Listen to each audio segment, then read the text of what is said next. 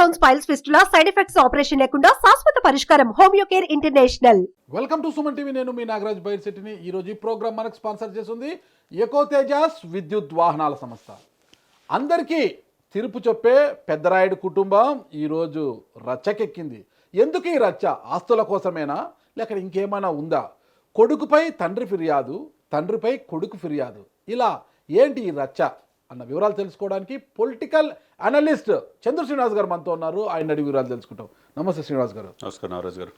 అందరికీ తీర్పులు చెప్పే సినిమాల్లో పెద్దరాయుడు సినిమా చూసాం మనము. ఆ సినిమాలో మోహన్ బాబు గారు, మంచు ఫ్యామిలీ, మోహన్ బాబు గారు అందరికి తీర్పులు చెప్తుంటారనమాట. తీర్పుని వ్యతిరేకిస్తే ఎలాంటి శిక్షలు ఉంటాయో కూడా తెలుసు. అలాంటి మోహన్ బాబు గారిని కూడా నిజ జీవితంలో కూడా పెద్దరాయుడుగానే చూస్తుంటారు ఆయన. అలాంటి ఈరోజు మోహన్ బాబు ఫ్యామిలీ ఈరోజు రచ్చకెక్కింది. మొత్తం కూడా ఎటు చూసినా మీడియాలో, ఎటు చూసినా అటు ప్రింట్ మీడియా కావచ్చు, ఎలక్ట్రానిక్ మీడియా కావచ్చు, సోషల్ మీడియాలో అయితే రచ్చ అయిపోయింది అనమాట. కొడుకేమో తనపై గుర్తు తెలియని వ్యక్తులు దాడి చేశారు అది ఇది అంటూ ఇంకా చెప్పక తండ్రిపై ఫిర్యాదు చేశాడు. తండ్రేమో తన చిన్న కొడుకు మనోజ్ కుమార్ నుంచి ప్రాణహాని ఉంది, తన ఇంటి పైకి వచ్చి దాడి చేశాడు అంటూ తను ఫిర్యాదు చేశాడు. ఏంటి ఈ రచ్చ? ఒక పక్క పాపం మోహన్ బాబు గారికి ఈ పరిస్థితి ఎప్పుడు ఎదురవుతుందని అనుకోవాలి కల్లా కూడా. సరే, విలక్షణ నటుడిగా మీరు అన్నట్టు ఒక పెద్దరాయుడిగా దశాబ్దాల తరబడి ఇండస్ట్రీలో ఉన్నాడు. ఎప్పుడు ముక్కుసూటిగా మాట్లాడే ఇది తీరు అతనిది. మీరు అన్నట్టు సినిమాలోనే కాకుండా నిజ జీవితంలో కూడా తీర్పులు చెప్పే మంచి చెప్తాడు. రాజకీయాల్లో ఎటువంటి ఇబ్బంది పడుతున్నా అనేక రకాల సమస్యలు పరిష్కరించే విధంగా, ఎందుకంటే రాజ్యసభ సభ్యుడిగా కూడా చేశాడు. అనేక మంది మహారాష్ట్రలో జాతీయ స్థాయి నాయకులతో కూడా పరిచయాలు ఉన్నాయి. తన విద్యానికేతన ద్వారా మంచి పేరు ప్రతిష్టలు సాధించారు. ఎందుకంటే ఎంతోమంది వేలాది మంది విద్యార్థుల్ని తీర్చిదిద్దారు. అదేవిధంగా హైదరాబాద్లో కూడా ఎడ్యుకేషన్ ఇన్స్టిట్యూషన్ ఉంది.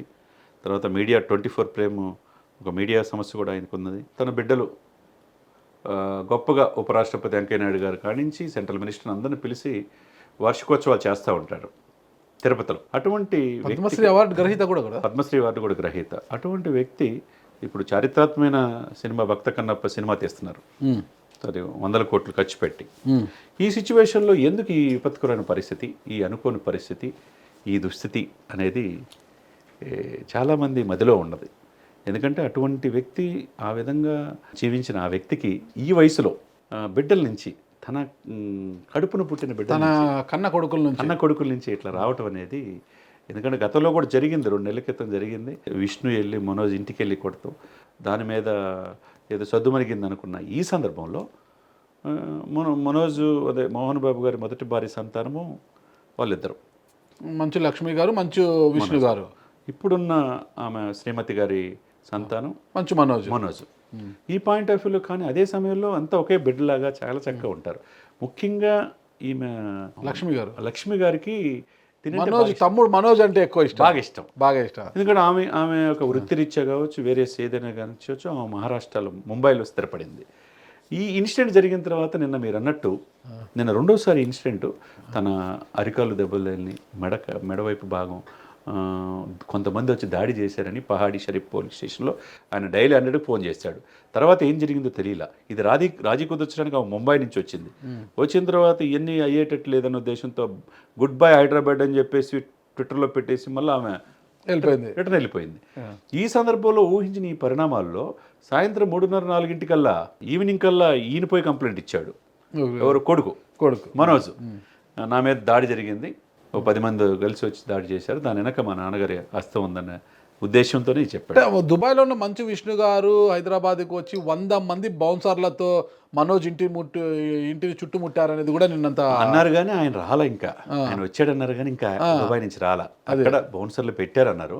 సరే, అదే సమయంలో మోహన్ బాబు ఇంటి దగ్గర కూడా 70 మంది బౌన్సర్లు ఉన్నారు. ఇక్కడేమో 40 మంది బౌన్సర్లు ఉన్నారు. ఎవరు? చిన్న కొడుకు విషయంలో. ఇక్కడ ఏంటంటే తండ్రి మీద ఫస్ట్ కంప్లైంట్ ఇచ్చింది కొడుకే మనోజ్ కంప్లైంట్ ఇచ్చారు. ఏం జరుగుతుందని ఈ సందర్భంలో ఆయనేమో దుబాయ్లో ఉన్నాడు విష్ణు. ఈ సమస్య నేను పరిష్కరించాలనే ఉద్దేశంతో గుడ్ బై టు హైదరాబాద్ అని చెప్పి ముంబై వచ్చి ఆమె వెళ్ళింది, కూతురు మంచు లక్ష్మి గారు. ఇదే సమయంలో పాత వీడియోలు కూడా కొన్ని వస్తున్నాయి. నాకున్న సంతానం 3 బిడ్డలు అని చెప్పి ఆయన చెప్పి ఆస్తిలో ముగ్గురికి వాటా, కానీ చెప్పి కొంత ఎక్కువ ప్రేమ నాకు కూతురు మీద ఉంటుందని అన్నాడు. మనవరాల గురించి కూడా చెప్పాడు. గతంలో వీడియోలు కూడా ఇప్పుడు వైరల్ అవుతున్నాయి. ఏదేమైనా కానీ ఇది అనుకున్న సమయంలో సాయంత్రానికి ఆయన 2 పేజీలు సైబరాబాద్ కమిషనర్కి నా కొడుకు నుంచి, నా చిన్న కొడుకు మనోజ్ నుంచి, కోడల నుంచి, మౌనిక నుంచి నాకు ప్రాణహాని ఉందని చెప్పి ఆయన లెటర్ రాయటం అనేది చాలా ఆశ్చర్యానికి గురి చేసింది. చాలా చాలా అదే ఈ ఎపిసోడ్ ఇలా జరుగుతుంటే ఇక్కడ సెంట్రిక్ పాయింట్గా వినయ్ మహేశ్వరి పేరు వినిపిస్తోంది. ఇతని గతంలో ఒక మీడియాలో సీఈఓగా పనిచేశారు, ఇండియా టుడేలో చేశారు, సాక్షిలో కూడా పనిచేశారు, సీఈఓగా పనిచేశారు అనేది ఉంది. ఇప్పుడు ఇతను మోహన్ బాబు గారు యూనివర్సిటీలో వర్క్ చేస్తున్నారు. నెలలో 2-3 రోజులు మాత్రమే అక్కడ ఉంటారు. మిగతా రోజులన్నీ కూడా హైదరాబాదు, ఢిల్లీ, దుబాయ్, ముంబై ఇలా తిరుగుతూ దుబాయ్లో కూడా ఎక్కువ ఉంటారు అంటుంటారు. ఎవరి వినయ్ మహేశ్వరు అక్కడ పనిచేసిన ఇక్కడికి ఎలా వచ్చాడు, అసలు ఏంటి ఆయన సెంటర్కి ఎందుకు అవుతున్నాడు ఇక్కడ? ఎందుకంటే ఇప్పుడు అటు విష్ణు కావచ్చు, ఇటు మోహన్ బాబు గారికి చాలా కీలకమైన వ్యక్తి వినయ్. ఎందుకంటే లేకపోతే మోహన్ బాబు యూనివర్సిటీకి ఈయన executive director and trustee. Okay, అంటే ఎంత కీలకమైన తప్పితే ఈయన ఉంటాడు. మొన్న ఫీజుల విషయంలో అక్రమాలు జరిగిన ఉద్దేశంతో స్టూడెంట్స్ యాజిటేషన్ చేస్తే విద్యార్థి సంఘాలంతా కలవడానికి ఈయన్నే ప్రయత్నం చేస్తే ఈయన అసలు వాళ్ళకి అపాయింట్మెంట్ కూడా ఇలా అంత పవర్ఫుల్ లాబింగ్. అక్కడ పెత్తనం మిగతా ఉండవు, మనోజ్ని అసలు ఇన్వాల్వ్ చేయరు. ఇప్పుడు దాంట్లో కూడా ఓటా ఉంటుంది కదా, ఏదో ఎక్కడైనా సరే ఈ ఓటాలు వీళ్ళ ఆస్తుల విషయంలో ఈ తగాదాలు అనేది బయటపడినాయి సార్. ఇది ఎంతవరకు అనేది అంటే చివరికి కొట్టుకునే పరిస్థితికి వచ్చి తండ్రి కొడుకులు ఒకరి మీద ఒకరు కేసులు పెట్టుకునేదాకా. ఈ మధ్యలో ఎవరు వినయ్ అనేది ఇది మీరన్నట్టు అతను సాక్షిలో సీఈఓ చేశాడు, ఇండియా టుడే లాంటి సంస్థలో చేశాడు. ఇప్పుడు ప్రస్తుతం ఎగ్జిక్యూటివ్ డైరెక్టర్ అండ్ ట్రస్టీగా మోహన్ బాబు యూనివర్సిటీ. అదేవిధంగా 24 ప్రైమ్ ఫ్యాక్టరీ ఒకటి ఉంది వీళ్ళది, మంచు విష్ణు మోహన్ బాబు గారిది, దానికే మేనేజింగ్ ట్రస్టీగా ఉన్నాడు. దీనికి తోడు ఇంకో కన్సల్టెన్సీకి కూడా సీఈఓ ఎండీగా ఈయనే ఉన్నాడు. ఆ 2 మీడియా సంస్థల్లో పనిచేసిన వినయ్ మహేశ్వరి ఇక్కడికి ఎలా వచ్చాడు, అంత కీలకంగా ఎలా మారారంటారు? అంతే కదా, అంటే ఏమో మోహన్ బాబు గారికే తెలియాలి. అది ఈజ్ ద కీ రోల్ అయిపోయాడు ఎపిసోడ్లో. ఈ గొడవలకు కారణం కూడా వినయ్ మహేశ్వరి చుట్టే జరుగుతుంది, ఆయన చుట్టే జరుగుతుంది. ఈ దాడి చేపించింది కూడా ఈ వినయ్ చేయించాడు, వినయ్ ప్రోద్బలంతో జరుగుతుంది. ఏదన్నా కానండి ఆస్తుల కోసం ఇలా బజారును పడతాం కొద్దిగా అందరిలో సినిమాల్లో ఇంత ఆయన చూస్తే కొద్దిగా ఒక రకమైన భయంగా ఉండే ఇదిలో ఆయన తలదించుకునే పరిస్థితి ఈ రోజు మోహన్ బాబు గారికి వచ్చింది. అందుకే మంచి చెడు చెప్తుంటారు కూడా, మంచి చెడు చెప్తుంటాడు. ఆ వ్యక్తికి ఈ పరిస్థితులు రావడానికి మనం విచారించదగిన విషయం. ఎందుకంటే యాజ్ ఎర్లీ యాజ్ పాసిబుల్ ఏదైనా ఒక కుటుంబంలో ఒక కన్న తండ్రికి తల్లికి పుట్టిన బిడ్డలే, మధ్యలో ఆ అమ్మ నలిగిపోతుంది పాపం. కరెక్ట్, అంతే కదా. అటు మంచు మనోజ్ వాళ్ళ అమ్మ అటు భర్తకు చెప్పలేక, కొడుకు చెప్పలేక, కొడుకు వైపు వెళ్తే ఈ బిడ్డలు ఏమవుతారు, మంచు విష్ణు ఏమవుతారు, మంచు లక్ష్మి వాళ్ళ వైపు. మంచు లక్ష్మి గారికి మంచు విష్ణు గారి కన్నా మంచు మనోజ్ అంటే ఇష్టము. అటు తండ్రికి చెప్పుకోలేక, తమ్మునికి చెప్పుకోలేక, ఇంకా పెద్ద తమ్మునికి చెప్పుకోలేక ఆమె నలిగిపోతున్నారు. ఈ విషయంలో మోహన్ బాబు గారు అసలు పేరు భక్తవత్సల నాయుడు. మరి ఆయన ఏ విధంగా దీన్ని ఓవర్కమ్ అవుతారో, లేకపోతే దీంట్లో జోక్యం చేసుకోవడానికి వస్తే ఆయన ఊరుకోడు. ఎందుకంటే తీర్పులు ఇచ్చే మోహన్ బాబు గారికి విపత్కరమైన పరిస్థితి, కంప్లైంట్ ఇచ్చే స్థాయికి కొడుకు మీద కోడల మీద వచ్చింది అంటే నా ప్రాణాలకి హాని నా కొడుకు వల్లే ఉందని చెప్పి ఇప్పుడు ఇచ్చాడంటే దాన్ని మరి పోలీసులు విచారించాలి. దీని వెనక ఎవరున్నారు ఏందనేది వీళ్ళని రాజీ కుదుర్చుకుంటే మంచిది సార్. ఆస్తుల పంపకాల విషయంలో మోహన్ బాబు ఇంట్లో కూర్చొని మాట్లాడడంలో భూమా మౌనిక గారు కొంత వాయిస్ రైజ్ చేశారు. ఆ రైజ్ చేయడం వల్లే ఈ వివాదం వచ్చింది అంటున్నారు. మరికొంతమంది లేదు, ఈ వివాదానికి కారణమే వినయ్ మహేశ్వరి అంటున్నారు. ఇందులో ఏది కరెక్ట్గా తీసుకోవచ్చు అంటారు? అది చూడాలి, విచారణలో తేలాల్సిందే. ఇప్పుడు ఏంటంటే కొద్దిగా లిబరల్గా ఉంటాడు, అందరితో కలిసిపోతుంటాడు. ఇక్కడ ఎవరు మనోజ్, ఒకవైపు రామ్ చరణ్ ఫ్రెండ్, మిగతా నటులతో ఫ్రెండ్లీగా ఉంటాడు. అదే సమయంలో ఇంతకుముందు మ్యారేజ్ కూడా ఇదైపోయింది ఇతనికి, ఎవరికి మనోజ్కి.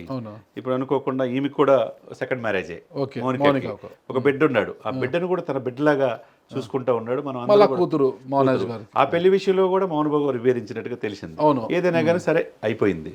అయిపోయిన తర్వాత ఈ ఆస్తుల విషయంలో బజారు పట్టడం తండ్రి కొడుకులు అనేది చాలా మందికి బాధగా ఉంది. సరే, ఎంత అది వాళ్ళ కుటుంబ విషయము అనుకున్నా, వాళ్ళ కుటుంబ విషయాలు మనకెందుకులే అనుకున్నా కూడా ఒక సెలబ్రిటీ కుటుంబము, సమాజంలో ఒక హోదా ఉన్న కుటుంబము, సమాజంలో మంచి చెడులు చెప్పే పెద్ద దిక్కు లాంటి ఒక పెద్దరాయుడు లాంటి మోహన్ బాబు గారి కుటుంబము ఇక్కడ బజారుకి రావడము, మీడియాకి ఎక్కడము, కేసులు పెట్టుకోవడం కూడా కొంతమంది ఇంకా చర్చించుకోక తప్పడం లేదన్నమాట. ఏంటి ఇప్పుడు ఎందుకు అనే పరిస్థితి నుంచి సెలబ్రిటీ అయిన హోదా వచ్చిన తర్వాత ఇవన్నీ కూడా ప్రజల్లో ఉంది కాబట్టి చర్చించాల్సిన అంశమే. ఓకే. అది ఇన్విటబుల్ అయిపోయింది. ఇప్పుడు సెకండ్ మ్యారేజ్, ఈ మ్యారేజెస్ ఇవన్నీ కూడా సామాన్యంగా జరుగుతుండేటివి సమాజంలో.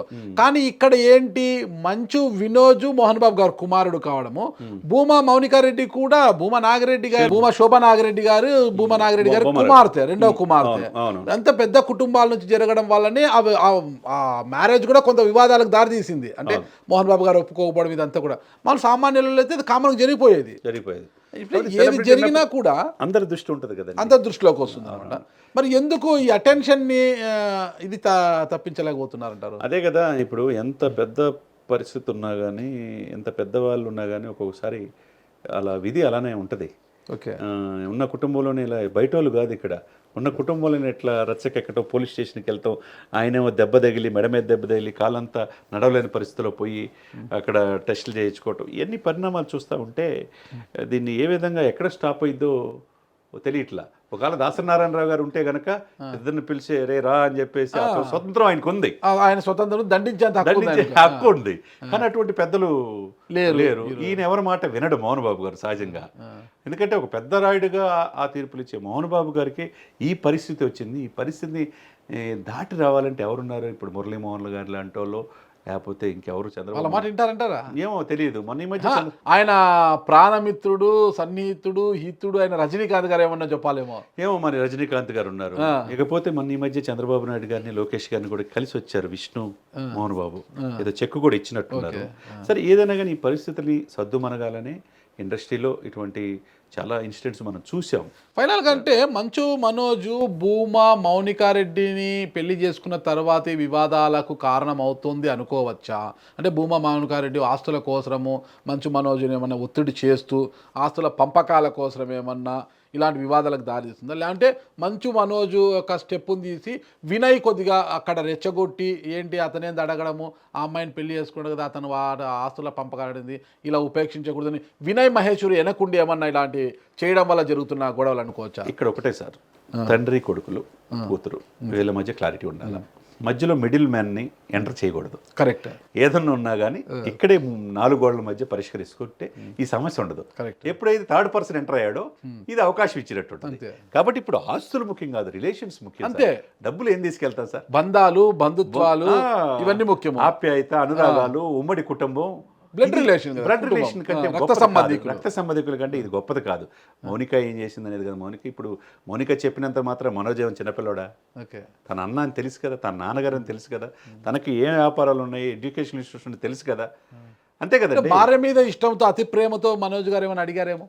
అట్లా మనం ఏమో తెలియదు. వాట్ ఈజ్ వాట్ అనేది, ఏం జరిగింది దీంట్లో అనేది విచారిస్తే కానీ తెలియదు. ఈయనేమి కారకులు ఎవరు, కారణం ఏంటి, కారకులు మధ్యలో మిడిలేటర్ ఎవరు ఇన్వాల్వ్ అయ్యటం వల్ల ఇది రచ్చకెక్కిందా? అసలు వినయ్ మహేశ్వరి యొక్క హిస్టరీ మొత్తం బయటికి తీయాల్సిన హిస్టరీ ఉంది. అతను ఏదన్నా ఉన్నాడా దీంట్లో అనేది డెఫినెట్గా వీళ్ళ మధ్య విభేదాల కారణం ఆయన అయితే కనుక ఆయన కూడా దీంట్లో దోషి అయిపోతాడు. ఏదైనా కానీ పోలీసులు విచారణలో త్వరితగతిన నిర్ణయం తీసుకోవాలా.